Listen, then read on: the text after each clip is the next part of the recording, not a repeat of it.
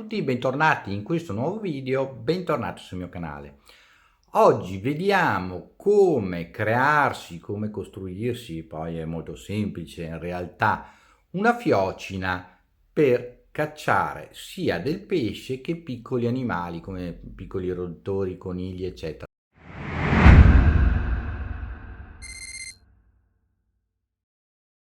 Perché? Perché anche i piccoli roditori o conigli con la fiocina? Perché faremo una fiocina a 3 punte, di solito con rami o canne di bambù di un certo spessore. Io faccio solo le 3 punte, però in realtà si dovrebbe o si potrebbe fare a 4 o a 6 punte, a secondo anche del diametro del bastone, del ramo o della canna di bambù che utilizzerete. Perché catturare oltre che i pesci anche piccoli animali? Perché ovviamente le 3 o le più punte nel breve spazio ristretto, se dobbiamo inseguire per qualche metro, correre dietro a una lucertola, un serpente che ci sta scappando via, ci permette, anche sbagliando il tiro che avremo con la sola unica punta, magari di beccare la nostra bestiolina, il nostro animale con cui ci dovremo nutrire in caso di emergenza. Ovviamente vi farò vedere anche adesso come è meglio pescare invece in un lago, per esempio nella prossimità di un canneto, delle acque basse.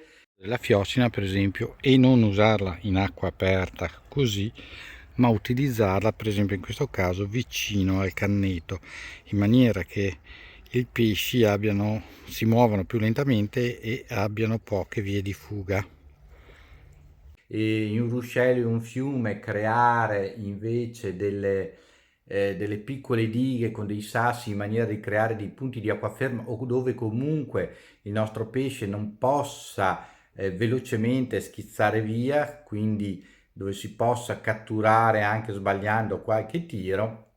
Questa sarebbe la modalità migliore per utilizzare la nostra fiocina. Vedrete che costruire la fiocina è piuttosto semplice, ve la faccio vedere 2 sul campo in velocità, e quella invece che vi faccio vedere qua vicino a casa ve la spiego passo a passo, giusto per capire com'è semplice. Il ramo non deve essere così dritto, non ci sono cose particolari da fare, l'importante è poi appuntirla bene e quindi usare l'intelletto per catturare la selvaggina che ci serve essere catturata, nella qual specie in genere qualche pesce per potersi nutrire, o anche qualche invertebrato, qualche anfibio, eccetera, eccetera, eccetera.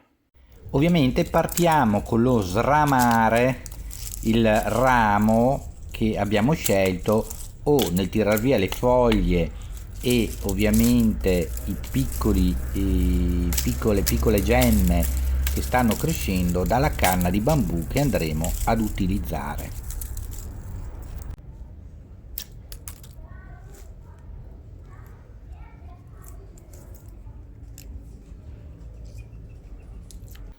Procediamo quindi con un pochino di batoning leggero, chiamiamolo così, a aprire il nostro ramo nelle 3 punte che ci servono, o nelle 4 punte che generalmente possono venire.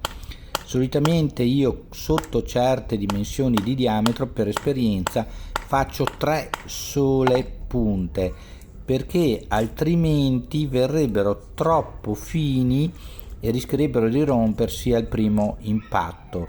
Però questo ovviamente lo farete in base alla vostra esperienza, poi man mano che vi applicherete nel costruire queste fiocine e nel provare ad utilizzarle. Poi, a secondo del tipo di ramo che utilizzerete, del tipo di legno, del tipo di canna di bambù, potrete anche lasciare le punte libere così come vengono fatte, oppure aggiungere i piccoli rametti distanziatori, oppure dopo i rametti distanziatori legare o con dell'erba o con del paracord, il tutto in maniera da tenerlo molto più compatto e quindi meglio pronto all'uso. Adesso vedete, dopo averlo separato nelle 3 parti principali, nelle 3 punte da fare, ecco che andiamo ad affilare e a creare le punte alla nostra fiocina. Questo ci permetterà ovviamente di infilzare il pesce o l'animaletto che rincorreremo per potercene poi cibare in caso di sopravvivenza o di bisogno. Non me ne vogliano gli amici animalisti, ma in caso di bisogno ovviamente la sopravvivenza va al primo posto. Ecco, vedete che abbiamo abbozzato bene le punte che ci servono, le teniamo anche leggermente tozze, sempre per evitare, come dicevamo prima, quella possibilità che vengano a spezzarsi. Ora vediamo che rompendo semplicemente così a mano dei rametti, noi creiamo i distanziatori che ci permettono di tenere le 3 punte aperte in modo tale che quando colpiamo il nostro obiettivo il punto di impatto sia più largo possibile, permettendoci di catturare il pesce o l'animaletto che altrimenti con una fiocina a punta unica non riusciremo, perché ci scapperebbe quasi sicuramente.